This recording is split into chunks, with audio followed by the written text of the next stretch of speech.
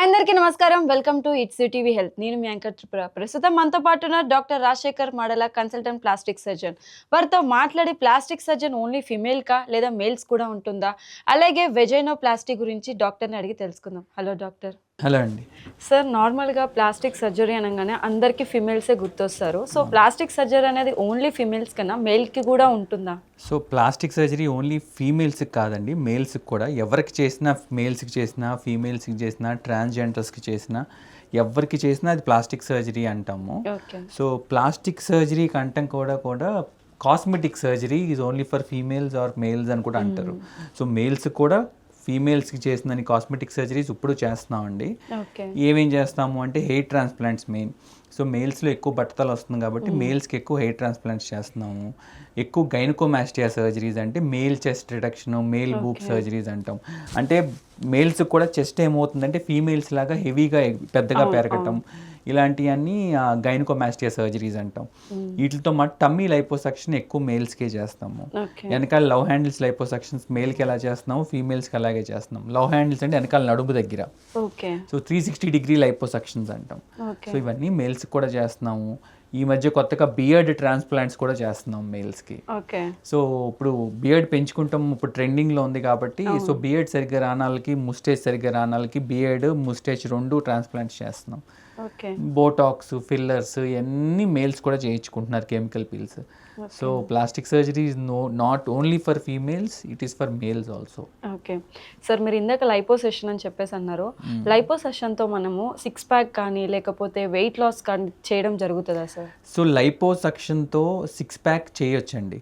లైపోసక్షన్తో 0 size లాగా చేయొచ్చు.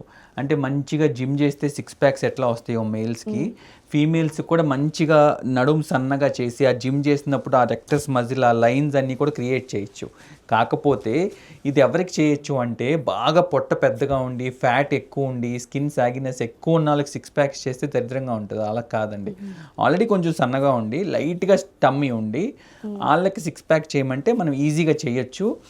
చేసినా చూడటానికి బాగుంటుంది. చేసిన తర్వాత కూడా వాళ్ళు 6 ప్యాక్ చేశారు కదా అని మళ్ళీ లావ్ అయిపోతే మళ్ళీ 6 ప్యాక్ పోతుంది, మళ్ళీ ఫ్యాట్ వచ్చేస్తుంది. సో మనం నీట్గా జిమ్కి వెళ్తాం, యాప్స్ అయ్యి చేసుకుంటా ఉంటే మనం చేసిన 6 ప్యాక్ ఎక్కువ రోజులు మెయింటైన్ అవుతుంది. So it is like short cut to 6 pack, అంతేగాని షార్ట్ కట్ టు ఎక్సర్సైజ్ కాదండి. ఓకే, అంటే ఇప్పుడు మీరు అన్నారు అంటే బాగా లావుగున్న వాళ్ళకైతే కష్టం అని చెప్పేసి, ఇఫ్ ఇన్ కేస్ ఒకవేళ స్కిన్నీ పర్సన్ వచ్చారనుకో వాళ్ళకి కుదురుతుందా సార్? చాలా ఈజీగా చేయొచ్చండి, చాలా ఈజీగా. వెరీ వెరీ మినిమల్ పెయిన్తో మార్నింగ్ చేసి మధ్యాహ్నం ఇంటికి పంపించేసేయచ్చు. ఓకే, అంత సింపుల్.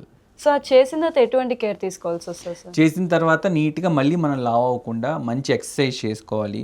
యాబ్స్కి ఎక్సర్సైజెస్ చేసుకుంటూ ఉండాలి, మంచిగా జిమ్కి వెళ్ళాలి, ఫాలో అప్లో ఉండాలి. బాగా ఫాలో అప్లో ఉండి మంచిగా మెయింటైన్ చేసుకుంటే మనం చేసిన రిజల్ట్ మెయింటైన్ అవుతుంది. ఓకే, మళ్ళీ తినేస్తూ ఉంటే మనకి ఎంతో కొంత ఫ్యాట్ అక్కడ డిపాజిట్ అవుతూ ఉంటుంది కదా, మనం చేసిన ఎఫెక్ట్ పోతుంది. ఓకే, సో చాలా మంది అబ్బాయిలు కానీ అమ్మాయిలు కానీ ఎంత తిన్నా సరే లావు రారు సార్, సన్నగానే ఉంటారు. సో వాళ్ళకి ఇది హెల్ప్ అవుతుంది అని చెప్పొచ్చా సార్? హెల్ప్ అవుతుంది అంటే సన్నగా ఉన్నప్పుడు వాళ్ళు చక్కగా జిమ్ చేసుకుంటే న్యాచురల్గానే మనకి 6 ప్యాక్ వచ్చేస్తుంది. సో మళ్ళీ సర్జరీ చేసిన వెళ్ళక్కర్లేదు. బట్ అలా కావాలి అనుకుంటే and more defined toned body ఇవ్వచ్చు. ఇది ఎలా అంటే మీకు ఒక రకమైన బాడీ స్కల్ప్టింగ్ అంటాం లైపోసక్షన్ కంటే కూడా. బాడీ స్కల్ప్టింగ్ అంటే, లైపోస్కల్ప్టింగ్ అంటే ఏంటంటే ఇక్కడున్న ఫ్యాట్ని మనం బాగా స్కిన్ దగ్గరలో ఉన్న ఫ్యాట్ని కూడా లైట్గా తీసేస్తే దగ్గరగా అది ఆటోమేటిక్గా ఒక డిప్ లాగా పడుతుంది. సో ఆ డిప్ను మనం నీట్గా షేప్ చేసుకుంటాం అనమాట. దాంతోపాటు ఈ మజిల్ ఉంటుంది చూడండి, రెక్టస్ మజిల్, అబ్డోమెన్ మజిల్ అంటాం. ఆ మజిల్లోకి కొంచెం ఫ్యాట్ ఇంజెక్ట్ చేస్తాం. సో మనం ఎక్కడైతే స్కిన్ తీసామో అక్కడ పల్చగా అవుతుంది, ఎక్కడైతే మనం ఫ్యాట్ ఎక్కిస్తామో అక్కడ కొంచెం ఉబ్బుగా మజిల్ ఉంటుంది. సో మంచిగా 6 ప్యాక్ లాగా వస్తుంది అనమాట. సార్, మీది ఒక ప్రీవియస్ ఇంటర్వ్యూ చూసాను, దాంట్లో మీరు వెజైనోప్లాస్టీ గురించి ఎక్స్ప్లెయిన్ చేశారు. అసలు ఆ వెజైనోప్లాస్టీ అంటే ఏంటి సార్? వెజైనోప్లాస్టీ అంటే ఏంటంటే మన వెజైనా అంటే ఫీమేల్ ప్రైవేట్ పార్ట్ అమ్మ. సో బేబీ డెలివరీ అయినప్పుడు వెజైనాలోంచి వస్తారు. సో రెగ్యులర్గా పీరియడ్స్ అప్పుడు మెన్స్ట్రల్ బ్లీడింగ్ అంతా అయ్యేది వెజైనల్ కెనాల్లో నుంచే. సో వెజైనోప్లాస్టీ అన్న టర్మ్ ఏంటంటే అసలు వెజైనా ఫామ్ అవ్వకపోయినా దాన్ని క్రియేట్ చేయటము వెజైనోప్లాస్టీయే. లేదు అంటే డెలివరీ అయిపోయిన తర్వాత వెజైనా బాగా లాక్స్ అయిపోతుంది, అంతే కదా. ఒక 1 ఫింగర్ అడ్మిట్ అయ్యే వెజైనాలోంచి ఫుల్ బేబీ బయటకు వచ్చినప్పుడు స్ట్రెచ్ అయిపోతుంది. సో దాన్ని మళ్ళీ టైటన్ చేయటాన్ని కూడా వెజైనోప్లాస్టీ అంటారు. సో అసలు ఎందుకు చేస్తారు, అసలు వెజైనోప్లాస్టీ చేయాల్సిన అవసరం ఏంటి అంటే, సో అసలు క్లోజ్ అయిపోయి బర్త్ డిఫెక్ట్స్తో ఫామ్ అవ్వని వెజైనాని ఓపెన్ చేయాలి. ఎందుకు అంటే పేషెంట్కి మెన్స్ట్రల్ బ్లడ్ అది బయటికి రావాలి. రెండోది మళ్ళీ పేషెంట్ వాళ్ళ హస్బెండ్తో పార్టిసిపేట్ చేయడానికి మనకి అది న్యాచురల్ ప్రాసెస్ కాబట్టి మనకి వెజనల్ కెనాల్ అనేది ఉండాలి. సో ఈ డెలివరీ అయిపోయిన తర్వాత మళ్ళీ టైటైన్ చేయాల్సిన అవసరం ఏంటి అంటే, యూజువల్గా పార్ట్నర్స్ కంప్లైంట్స్ వస్తూ ఉంటాయి. సో వాళ్ళ పార్ట్నర్స్ వైఫ్ హస్బెండ్ కలిసినప్పుడు సాటిస్ఫాక్షన్ లెవెల్స్ తక్కువ ఉన్నాయని ఇట్లాంటివన్నీ. సో అలాంటప్పుడు కూడా వెజైనోప్లాస్టీ చేసి వెజైనా టైటనింగ్ చేస్తాం. ఇలా కాకుండా కొంతమంది పాపం రిలేషన్లో ఉంటారు, మ్యారేజ్ చేసుకుందాం అనుకుంటారు, బ్రేకప్ అవుతుంది, అనుకున్నట్టుగా అన్నీ అనుకున్నట్టు అవ్వవు. అలాంటి వాళ్ళు కూడా వచ్చి మన వెజైనోప్లాస్టీ చేయించుకుంటారు. సో నెక్స్ట్ ఏదన్నా ఫస్ట్ మ్యారేజ్ ఏదైనా ప్రాబ్లమ్ అయ్యి మళ్ళీ సెకండ్ మ్యారేజ్కి వెళ్తున్నప్పుడు, సో యూజువల్గా వెజైనోప్లాస్టీ అనేది రెగ్యులర్గా చేసే ప్రొసీజర్, చాలా జాగ్రత్తగా కూడా చేయాలి. ఎందుకంటే మనకు మోషన్ పాస్ అయ్యేది వెజైనా రెండు పక్క పక్కనే ఉంటాయమ్మా. ముందు వెజైనా ఉంటుంది, వెనకాలేమో మోషన్ పాస్ అయ్యేది, ఇలా ఉంటాయి రెండు. సో ఈ మధ్యలో థిన్ లేయర్ ఉంటుంది, ఆ లేయర్ని డ్యామేజ్ చేయకుండా మనం రిపేర్ చేయాలి. యాంటీరియర్ గానేమో యూరిన్ వచ్చేది ఉంటుంది, పోస్టీరియర్ గానేమో మోషన్ వచ్చేది ఉంటుంది. అంటే ముందు యూరిన్ వచ్చేది, వెనకాల మోషన్ వచ్చేది. సో దేన్ని డ్యామేజ్ చేయకుండా నీట్గా చేసుకోవాలి. ఎక్స్పీరియన్స్ ఉన్న వాళ్ళే చేయాలి. ఒకవేళ ఈ సర్జరీ చేసిన తర్వాత ఇఫ్ ఇన్ కేస్ మళ్ళీ వాళ్ళు డెలివరీ అయితే మళ్ళీ లూజ్ అయ్యే ఛాన్స్? ఎస్ అమ్మా, మళ్ళీ నార్మల్ డెలివరీ అయితే మళ్ళీ లూజ్ అయ్యే ఛాన్స్ ఉంది. నార్మల్ డెలివరీ కాకుండా సి సెక్షన్ అయితే మళ్ళీ ఏమీ ప్రాబ్లం లేదు. నార్మల్ డెలివరీ అయితే మళ్ళీ లూజ్ అయ్యే ఛాన్స్ ఉంది. అందుకని ఏం చెప్తామంటే ఒకసారి మీ కిడ్స్ అయిపోయిన తర్వాత రమ్మని చెప్తాం. ఓకే, అంటే ఇది సర్జరీ అయిన తర్వాత ఎటువంటి కేర్ తీసుకోవాల్సి వస్తుంది సార్? ఒక్క 1 month వరకు పార్ట్నర్తో పార్టిసిపేట్ చేయకూడదు. ఆ తర్వాత ఏంటంటే రెగ్యులర్గా క్లీన్గా ఉంచుకోవాలని చెప్తాము. అది తప్పితే ఇంకేమీ వేరే పెద్ద పెద్ద ప్రొసీజర్స్ కేర్ తీసుకోవాల్సింది ఏమీ ఉండదమ్మా. సూచర్స్ కూడా ఏమీ తీసే పని లేదు, లోపలే మెల్ట్ అయిపోయి సూచర్సే చేస్తాము. స్టిచెస్ పడతాయి, ఎస్ లోపల పడతాయి, మరి టైటన్ చేయాలి కదా, సూచర్స్ వేస్తాము. అండ్ ఇంకొకటి చేయించుకున్న విషయం పేషెంట్ కూడా తర్వాత చూసుకున్నా కూడా కనిపించదు, అంత లోపలే చేస్తాం కాబట్టి అసలు చేయించుకున్న విషయం కూడా ఎవరికి తెలియదు. ఓకే సార్, ఇందాక మీరు చెప్పారు అంటే మెన్కి కూడా ప్లాస్టిక్ సర్జరీస్ చేస్తూ ఉంటామని చెప్పేసి. సో చాలా మందికి బియర్డ్, ఇందాక మీరు అన్నట్టు అది కూడా ట్రాన్స్ప్లాంట్ చేస్తున్నామని చెప్పేసి. సో నార్మల్గా హెయిర్ అంటే వాళ్ళకి ఫస్ట్ నుంచి ఉంటుంది కాబట్టి చచ్చిపోయిన వాటిని మీరు బతికిస్తామని లాస్ట్ ఇంటర్వ్యూలో చెప్పడం జరిగింది. చచ్చిపోయిన వాటిని బతికియటం కాదు, వెనకాల నుంచి హెయిర్ తీసి ముందు పెడతాం.